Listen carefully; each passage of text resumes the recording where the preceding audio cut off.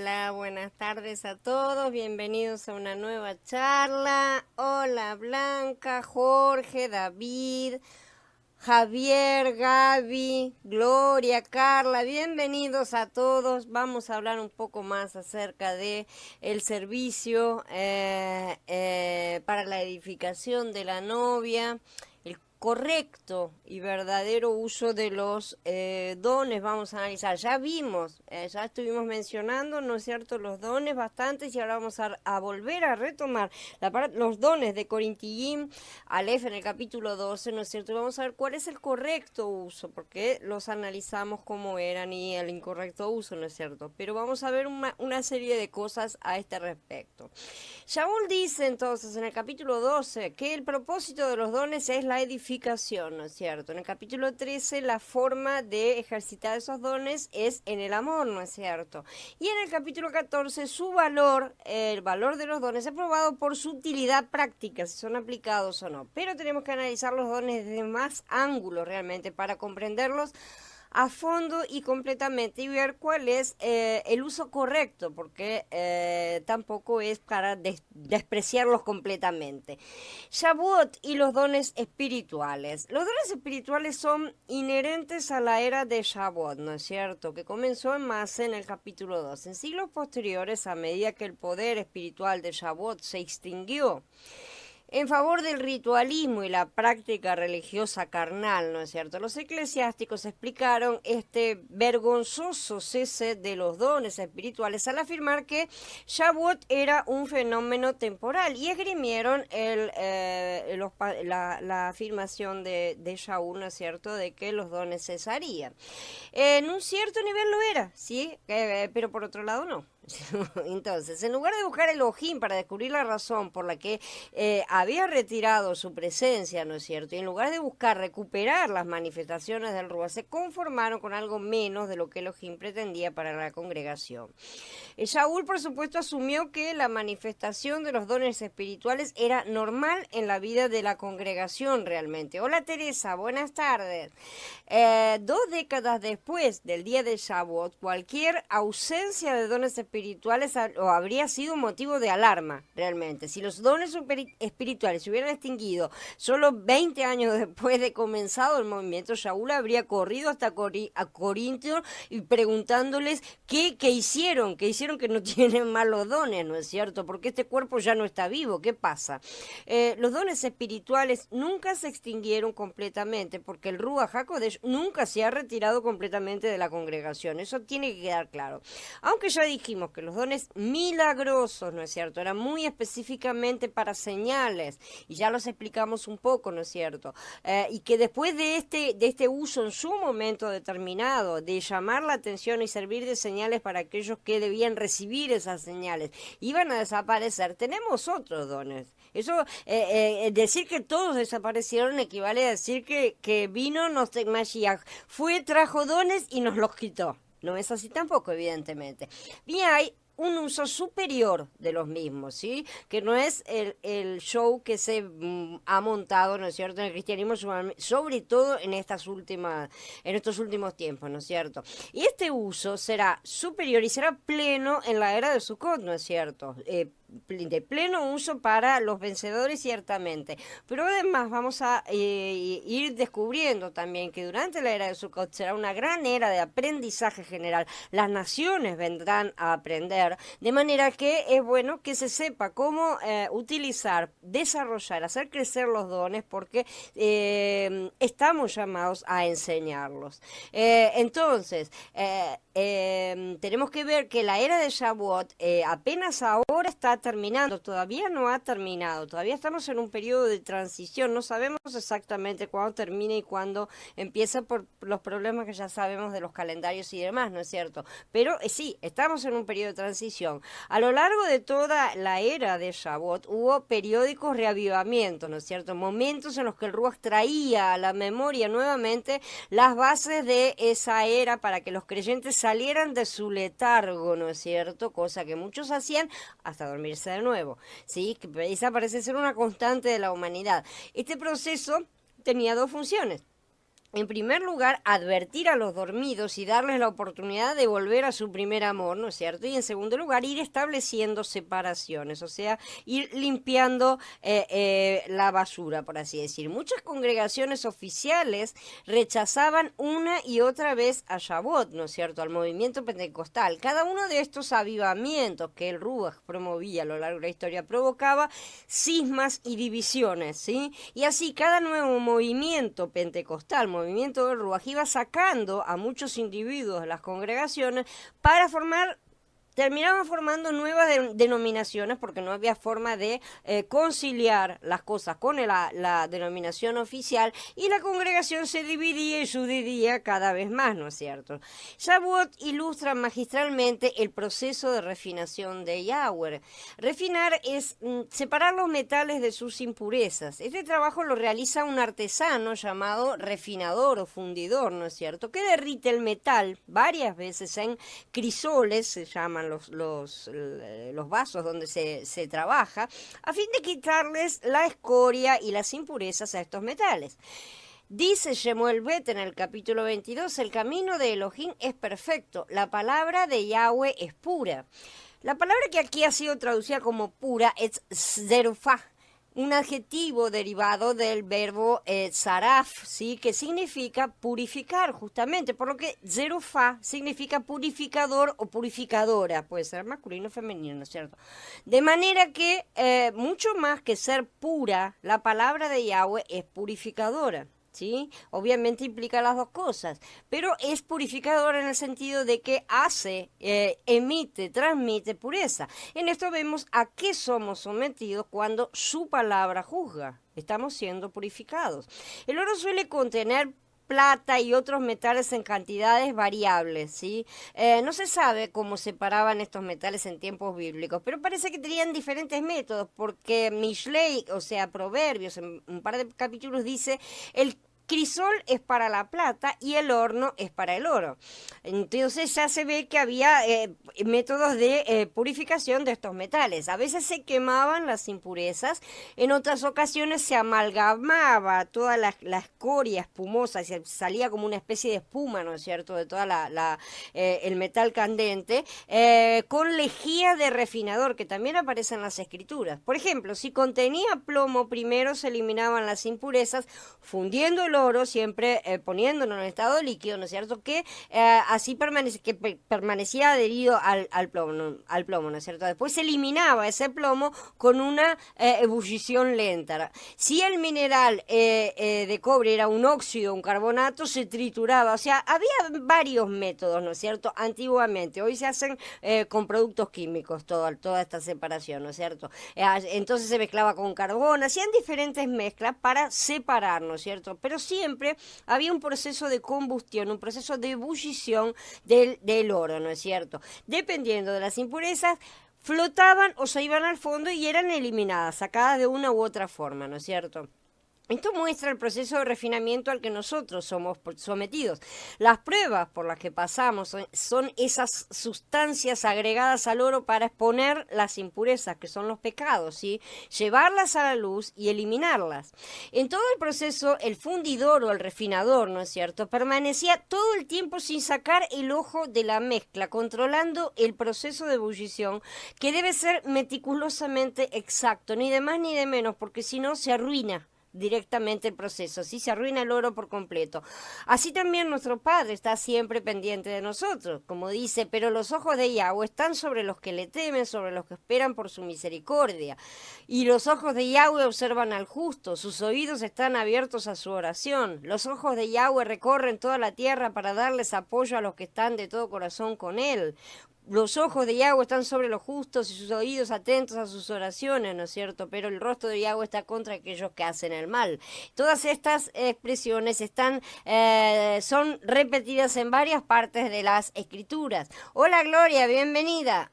Se repite en todas partes de las Escrituras. Yahweh siempre está con los ojos colocados encima nuestro. El propósito del avivamiento pentecostal. ¿Para qué fue que existió. Sabemos que después de haber derramado el Ruach, su mover fue marchitándose, ¿no es cierto?, de a poco hasta parecer que había desaparecido.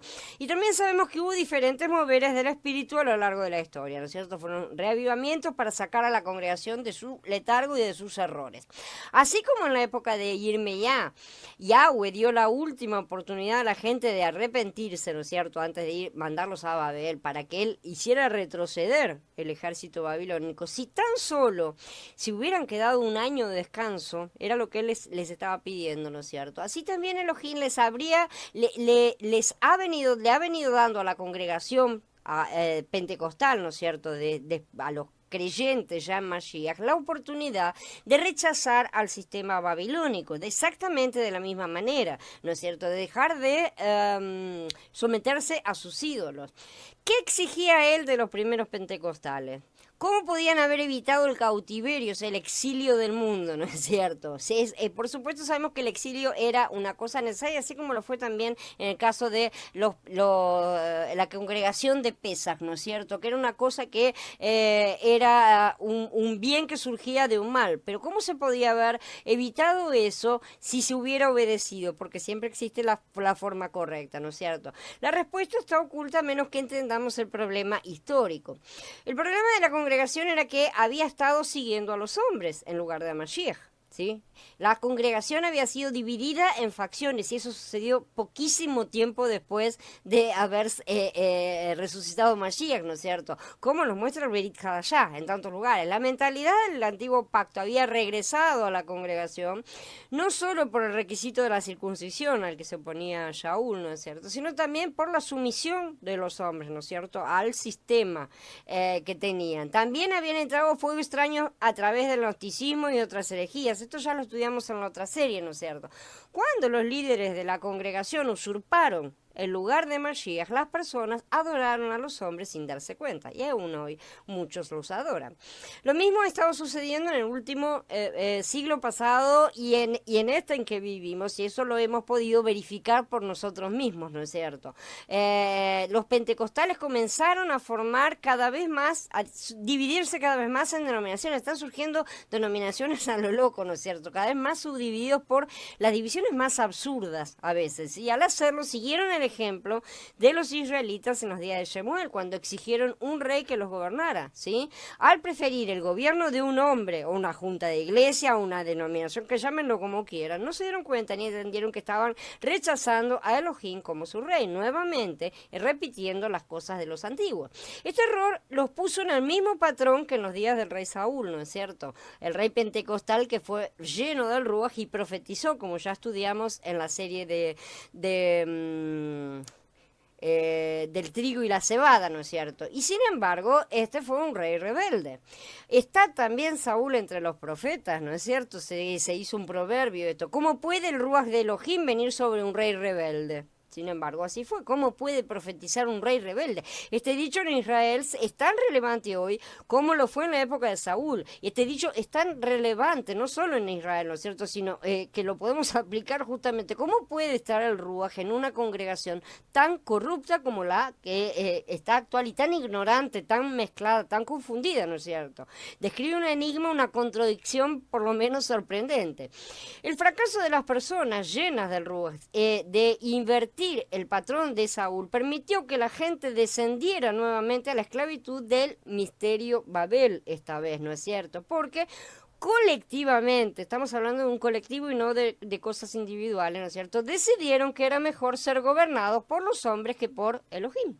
Y esa fue su decisión. Con más precisión, pensaron que podían estar sometidos a los hombres sin derrocar a Elohim. Servir a dos señores, literalmente, ¿sí? La gente en los días de Saúl pensaba exactamente lo mismo y técnicamente tenían razón, porque en aquella época, por lo menos, si hubieran mantenido sus prioridades en orden, una monarquía bajo la conducción de Yahweh habría funcionado para ellos, como dicen. El pueblo todo le dijo a Shemuel: interceda por sus servidores con Yahweh su Elohim para que no muramos, porque hemos añadido a todos nuestros pecados la maldad de pedir un rey. Pero Shmuel le dijo al pueblo, no tengan miedo, ustedes han hecho ciertamente todas esas cosas malas. Sin embargo, no se aparten de Yahweh su Elohim, sino sírvanle a Yahweh con todo su corazón. No se aparten para seguir cosas vanas que no pueden beneficiar ni salvar, pues son inútiles. Por causa de su gran nombre, Yahweh nunca abandonará a su pueblo, ya que Yahweh se propuso hacerlo su pueblo. En cuanto a mí, lejos esté de mí pecar contra Yahweh y abstenerme de orar por ustedes, y continuaré instruyéndolos en la práctica de lo que es bueno y correcto. Sobre todo, ustedes deben respetar a Yahweh y servirle fielmente con todo su corazón, y considerar cuán grandiosamente ha tratado Él con ustedes. Porque si ustedes persisten en su maldad, tanto ustedes como su rey serán eliminados. Pero sus monarquías o gobiernos de hombres siempre terminaron expulsando a Yahshua y ocupando su trono literalmente, ¿no es cierto? Esta es la rebelión de Lucifer que muchos no comprenden que realizan, que la viven en sus propias vidas, ¿no es cierto? Hola Andrés, bienvenido. Entonces, como podemos ver, el problema no es que los hombres tengan la autoridad o no, ¿no es cierto? Sino que los líderes a menudo no logran seguir siendo administradores del reino. Empiezan como escoba buena, ¿no es cierto? Escoba nueva que barre bien al principio, ¿no es cierto? Porque después ya se arruina la cosa. Una vez que reciben la autoridad, tienden a funcionar como si el reino fuera de ellos, ¿no es cierto? Por lo tanto, usurpan el poder. ¿Sí? Se sientan en un trono que no les pertenece en lugar de gobernar bajo Elohim. Hacen sus propias leyes basadas en las tradiciones de los hombres y rechazan las leyes reales de Elohim. El movimiento pentecostal en su totalidad rechazó la ley de Yahweh, ¿sí? La sustituyó por sus propios códigos morales, su código de vestimenta, códigos para el cabello, joyas prohibidas, maquillaje, tabaco, alcohol, millones de cosas. Se inventó millones de reglas, ¿no es cierto? Los fariseos por su lado hicieron exactamente lo mismo.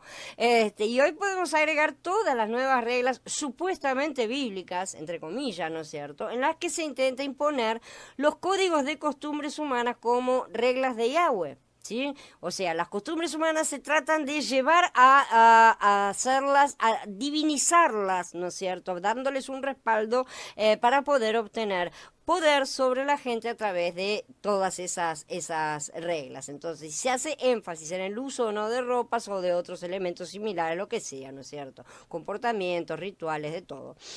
De modo que los creyentes del mundo entraron finalmente en la era de la Odisea. Ciertamente, la congregación ciega de la cautividad, ¿no es cierto? Estamos al final de esa congregación a medida que hacemos la transición a la era de Sukkot, ¿sí? Otra forma de verlo es que estamos pasando del reino de Saúl al reino de David, ¿no es cierto? Es decir, al reino de Mashiach, justamente.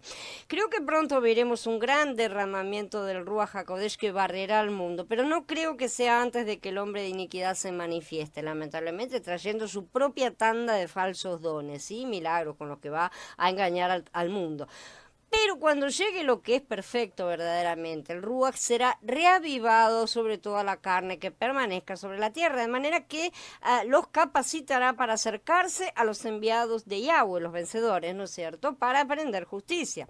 Ellos recibirán un reavivamiento, los que ya tenían el Ruach, ¿no es cierto?, y también los recibirán muchos de los que no lo tenían y deciden creer a último momento. En vista de las cosas que van a suceder, muchos sabemos que van a creer en el último momento y se van a convertir porque las señales que él hará y no las que hará la gente, no son señales de los apóstoles, ¿no es cierto?, serán las señales que serán vistas, ¿no? Se convertirán en una forma de vida permanente en la era venidera también, ¿no es cierto?, y a eso queremos apuntarle. Shaul continúa. Ahora bien, hay diversidad de dones, pero el espíritu es el mismo. Hay también diversidad de ministerios, pero el maestro es el mismo. También hay diversidad de operaciones, pero el mismo Elohim es el que realiza todas las cosas en todos. Este es un resumen de los temas que Saúl mencionó a seguir, ¿no es cierto? La diversidad de dones son los 9 dones que ya mencionamos y que volveremos a tocar, pero ahora desde el ángulo de su correcta aplicación, ¿sí? Pero la diversidad de ministerio se discute a continuación en Corintiyim Aleph en el 12, ¿no es cierto? La diversidad de operaciones, es decir, las diferentes formas en que Elohim obra en las personas, se discuten en último lugar, comenzando con el capítulo del amor, el capítulo 13, ¿no es cierto?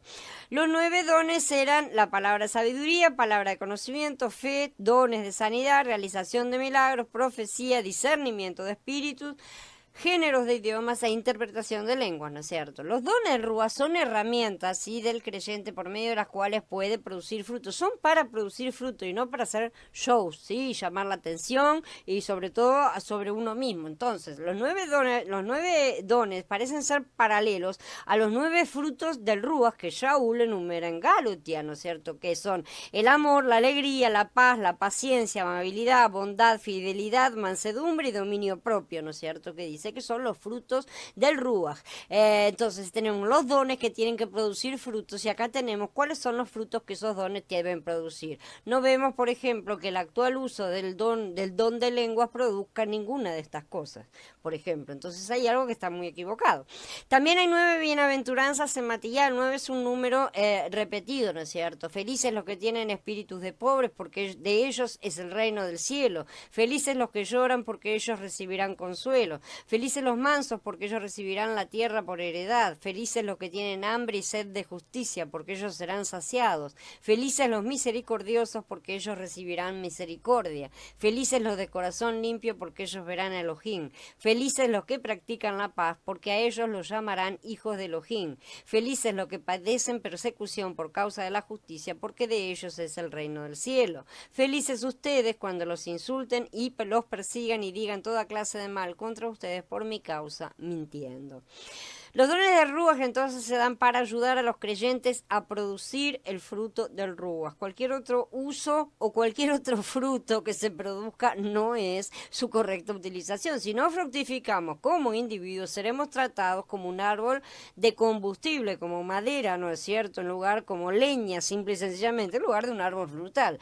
Y Hanan, el Bautista, le dijo a la gente que no pensara que sería inmune a ese juicio a causa de una cierta conexión genealógica con Abraham, ¿no es cierto?, porque eso no es un factor en este asunto. Pues produzcan los frutos del arrepentimiento y no se pongan a decir dentro de ustedes mismos, a Abraham tenemos por padre, porque les digo que aún de estas piedras Yahweh puede levantarles hijos a Abraham. Además, el hacha ya está puesta a la raíz de los árboles, así que todo árbol que no dé buen fruto se corta y se echa al fuego. Esto es importante de tener en cuenta, ¿no es cierto?, porque estas cosas nos afectan a todos y no solamente a los judíos. Esto, a pesar de que fue expresado a ellos directamente, también nos afecta. La ley prohíbe talar árboles en tiempos de guerra, ¿no es cierto? Cuando en tu guerra contra una ciudad tengas que sitiarla por mucho tiempo para capturarla, no debes destruir sus árboles blandiendo el hacha contra ellos. Puedes comer de ellos, pero no debes cortarlos, porque los árboles no son humanos para huir de ti hacia la ciudad sitiada. Solamente puedes destruir árboles que tú sepas que no producen alimento. Puedes cortarlos para construir un baluarte contra la ciudad que esté haciéndote la guerra hasta que quede reducida, dice Devarim en el capítulo 20. Exactamente lo mismo ocurre en tiempos de guerra espiritual. El problema es la fruta, ¿sí? El problema es lo que se produce. Los dones son las ayudas para producir el buen fruto, ¿sí? Por esta razón, cuando la congregación perdió los dones del Ruach, se volvió prácticamente imposible para la congregación dar frutos que fueran aptos para el consumo de Elohim y de los hombres. Entonces no hay nada para ministrar cuando no se producen los frutos correctos, cuando no se utilizan correctamente los dones. Algunos líderes de la iglesia, de la congregación, han dicho a la gente que todos los dones han cesado, ¿no es cierto? Pero le quitaría Elohim sus herramientas a los creyentes para que no produjeran frutos. Ciertamente que no. Muchos de estos dones continúan siendo vigentes absolutamente y no todos han desaparecido, pero sí ha desaparecido en buena medida el conocimiento de cómo aplicarlos para producir el correcto fruto. Bueno, ahora que hemos terminado con esta parte, nos vamos a ir todos a Skype, a ver si no se nos complica para entrar. Los espero allá para continuar la charla. Vayan pensando en todas las preguntas, en todo lo que van a comentar acerca de esto. Y nos vemos allá ahora dentro de un rato. Y mañana seguimos con la otra serie. Shalom a todos. Hasta luego.